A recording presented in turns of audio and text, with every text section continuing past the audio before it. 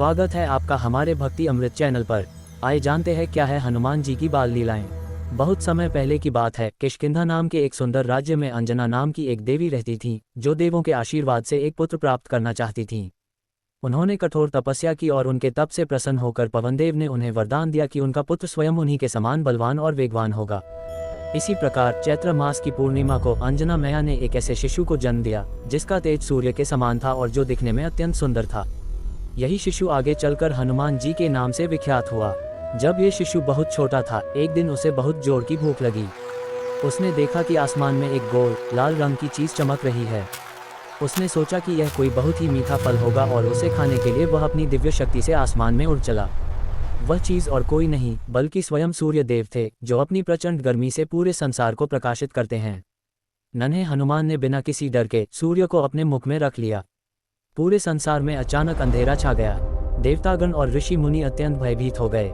ये देखकर देवराज इंद्र बहुत क्रोधित हुए। उन्हें लगा कि हनुमान कोई राक्षस है जो सूर्य को निगल गया है। इंद्रदेव ने अपने वज्र से हनुमान जी पर प्रहार किया। वज्र के प्रहार से हनुमान जी मूर्छित होकर धरती पर गिर पड़े। पवनदेव, जो हनुमान जी के आध्यात्मिक पिता थे, अपने पुत्र की ये दशा देखकर अत्यंत दुखी और क्रोधित हो गए। उन्होंने अपनी वायु को रोक लिया, जिससे संसार में सांस लेना मुश्किल हो गया। सभी जीव जंतु और देवतागण वायु के अभाव में तड़पने लगे। तब सभी देवताओं ने पवनदेव से क्षमा मांगी और हनुमान जी को पुनर्जीवित करने का निवेदन किया। ब्रह्मा जी ने स्वयं हनुमान जी को जीवनदान दिया और उन्हें कई वरदान दिए। देवताओं ने हनुमान जी को अजर अमर होने का वरदान दिया कि कोई भी शस्त्र उन्हें हानि नहीं पहुंचा सकेगा।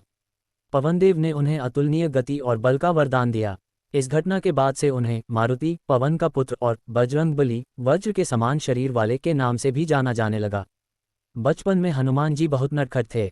वे अक्सर ऋषियों के आश्रम में जाकर उनके कमंडल तोड़ देते या उनकी यज्ञ सामग्री से छेड़छाड़ करते थे।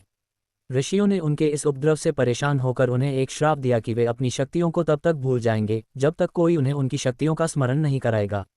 ये श्राप दरअसल उनके लिए एक आशीर्वाद साबित हुआ, क्योंकि इसी वजह से वे विनम्र बने रहे और सही समय आने पर ही अपनी शक्तियों का उपयोग कर सके। कई वर्ष बीत गए। जब भगवान श्री राम अपनी पत्नी सीता और छोटे भाई लक्ष्मण के साथ वनवास पर थे, तब दुष्ट रावण सीता माता का हरण कर लंका ले गया। श्री राम अपनी पत्नी को ढूंढते हुए ऋषिमुख पर्वत पर पहुंचे, जहां उनकी भेंट सुग्रीव से हुई। सुग्रीव ने उन्हें हनुमान जी से मिलवाया। हनुमान जी ने जैसे ही श्री राम को देखा, उनके मन में प्रेम और भक्ति की लहर उमड़ पड़ी। उन्हें तुरंत यह एहसास हो गया कि श्री राम कोई साधारण मनुष्य नहीं बल्कि स्वयं परमात्मा हैं। हनुमान जी ने अपनी अद्वितीय बुद्धि और बल का परिचय देते हुए श्रीराम और सुग्रीव के बीच मित्रता कराई। इसके बाद श्रीराम ने सुग्रीव को उनका राज्य वापस दिलाया और बदले में सुग्रीव ने सीता माता को ढूंढने में श्रीराम की सहायता का वचन दिया। सीता माता की खोज में जब सभी वानर दल समुद्र तट पर पहुंचे, तो विशाल समुद्र को देखकर सभी चिंतित हो गए। उन्हें लंका जाने का कोई उपाय नहीं दिख रहा था। तब जामवंत जी ने हनुमान जी को उनकी अद्भुत शक्तियों का स्मरण कराया।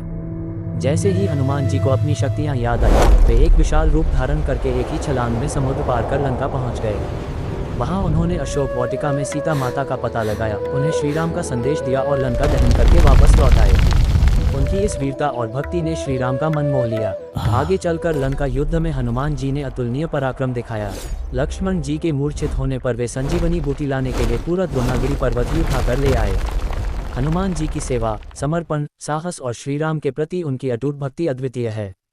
वे बच्चों के लिए एक प्रेरणा स्रोत हैं, जो सिखाते हैं कि कैसे दृढ़ विश्वास और सेवा भाव से हर मुश्किल को जीता जा सकता है। उनकी यह पावन कथा हमें बताती है कि सच्ची भक्ति ही सबसे बड़ी शक्ति है। जय श्री राम।